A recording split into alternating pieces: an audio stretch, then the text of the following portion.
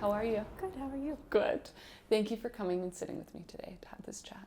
Thank you for inviting me. I want to use your beautiful brain to extract everything about blockchain and crypto and all the things. Okay, how would you define abundance in your life? So to me, abundance it's not necessarily having a lot of things or stuff. It's not necessarily material. It's just the ability to have what you want and a feeling of wealth in all areas of your life. Tell me more about that.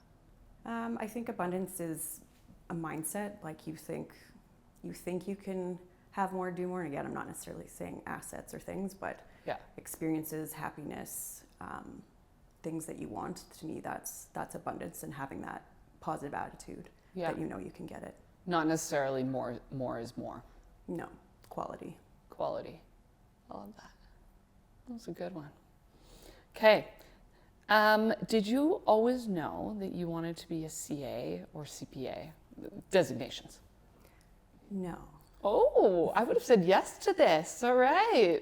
Despite being president of the Accounting Society when I was in school. And still can't do math. And still can't do math. Yeah. Can't do math. So that's one of the reasons I never thought I'd be an accountant. Yeah. It's because I really didn't know what it was. Yeah. I always knew I was going to be in business though. And so the question was,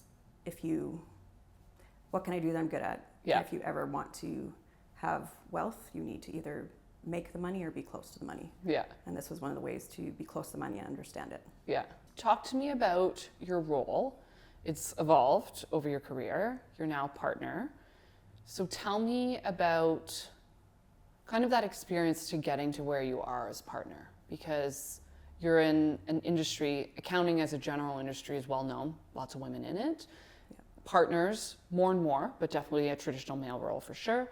And then you specialize in the field of blockchain, or in the discipline of blockchain. So walk me through kind of that process and those steps. It's been, I wouldn't say I've had a career exactly everybody's had, but I articled at an accounting firm, did public audits, and then I went into the oil and gas industry for a little over 8 years, and then I just felt I wasn't learning anymore. I didn't feel like there was a lot of room for me to be challenged. And as you know, I'm not what people would consider a typical accountant. Yeah. And so I thought to myself, well, where can I actually use my skill sets? Yeah.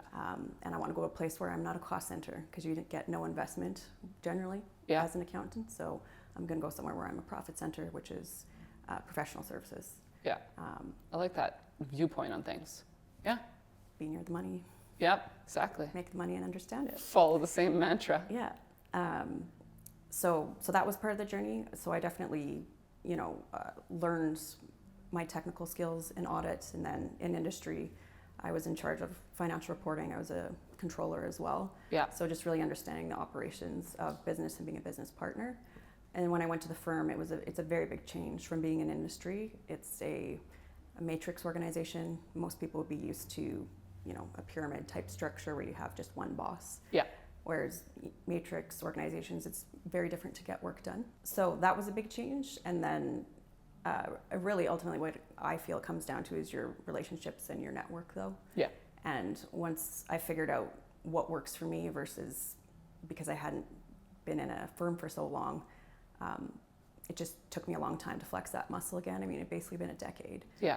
And once I figured out the way that worked for me, then my success started coming. Yeah. And it just was being myself, not trying to do anybody else's way. Yeah, I love that. So once that happened, things went well. I found my niche, obviously, and really connected with people in that industry.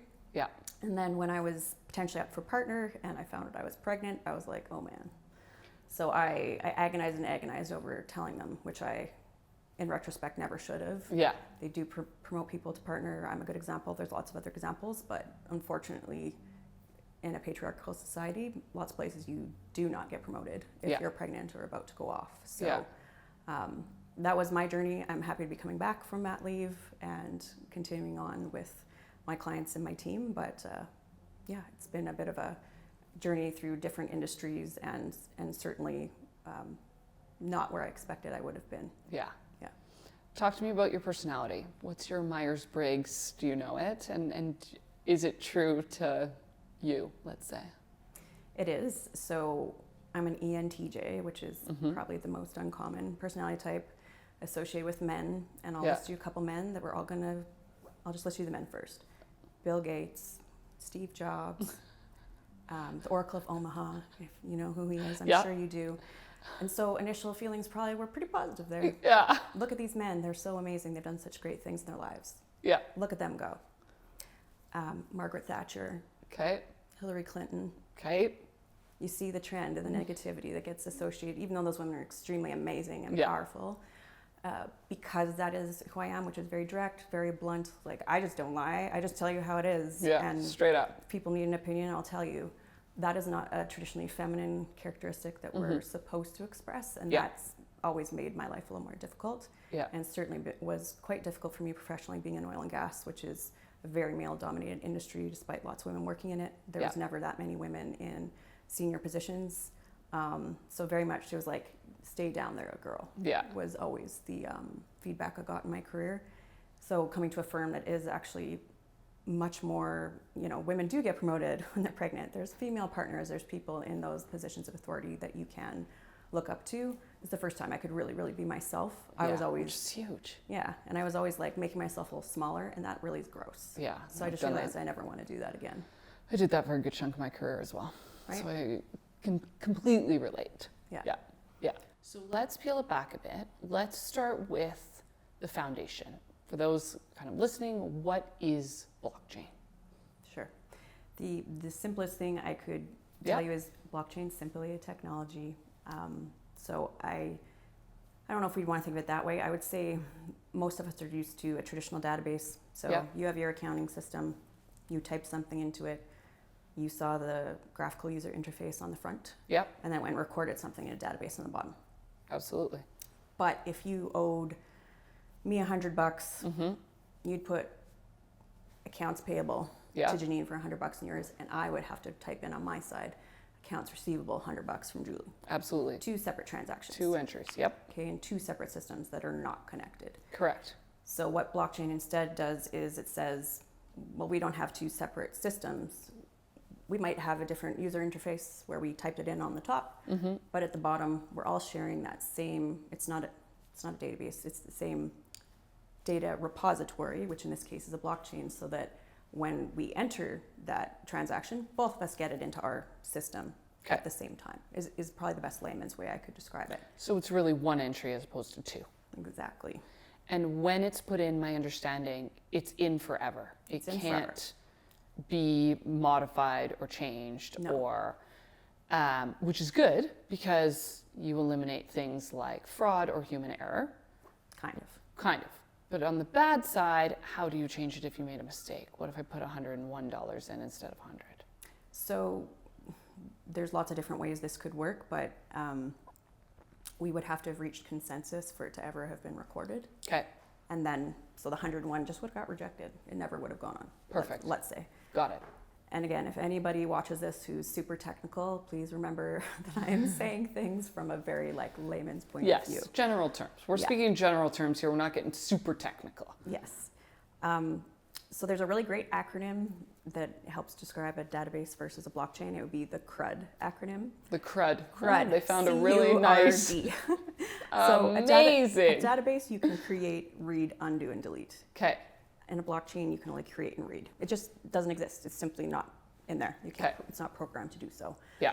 So there is real benefits around immutability and tamper-proof. Yeah. And so how does, because everyone knows about Bitcoin, so let's just, again, we're talking in general terms. How does Bitcoin tie in with blockchain? So Bitcoin would be the first use case of blockchain. Yeah. So I would instead encourage people to think of it as, we all use the internet, but when we first had the internet, people didn't know what to do with it. So email is a great example. Okay. Email's on the internet. Yes. And so where do you see this going? And I know this is just your opinion, your ideas, but where do you kind of see this going 5, 10, 50 years? It's a really good question. I mean, cryptocurrency has been adopted faster than really all the other technologies before it, faster than the internet, faster than many things. So adoption has been huge, but the problems in adoption and lack of regulation actually has resulted in massive scandals. So there's been a lot of that kind of stuff that's gone on, and some negative actors, obviously, but and earlier we talked a little bit about this, when things, let's say, were not great in the economy with COVID, so we had to print money. You really can't do that with some of the cryptocurrencies. That's all there is. Exactly. And so what has happened is just absolutely spectacular crashes, because there's no one out there manipulating the money supply, and therefore the market signals associated with a money supply, but it's the crypto. So you either actually had a sound business that you had wrapped around it, or you didn't.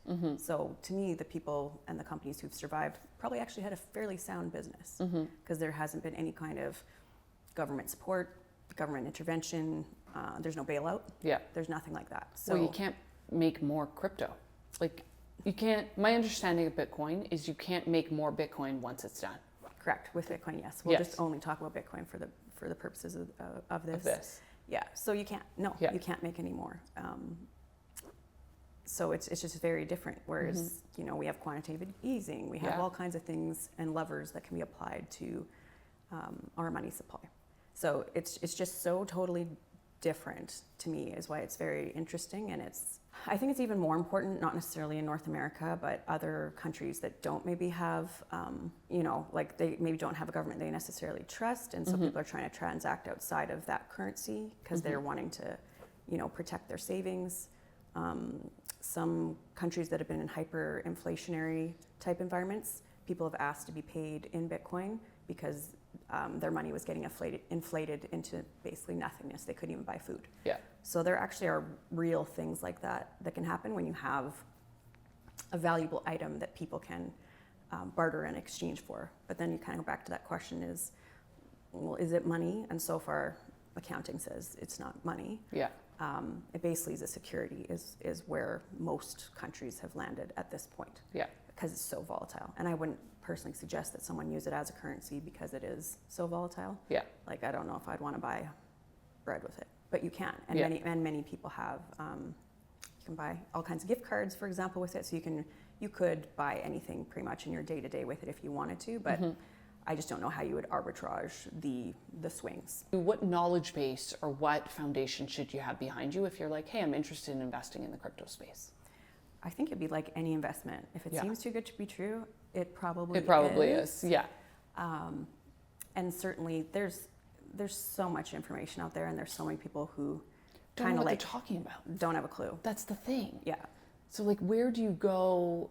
Is there anything that the general public can access that is actually good, solid information of knowledge about So I think one of the things that the public in Canada, for example, could access is they could see if the exchange that they're looking at, because most people typically are going to use an exchange the first time that they buy something. You can go see if they are registered with the securities administrator in your province. So that's one way to know. It's just the same way that you would look up your broker-dealer in the traditional financial system. I think that potentially on lots of those websites for those exchanges, they usually have kind of like a frequently asked questions and a bit of a 101.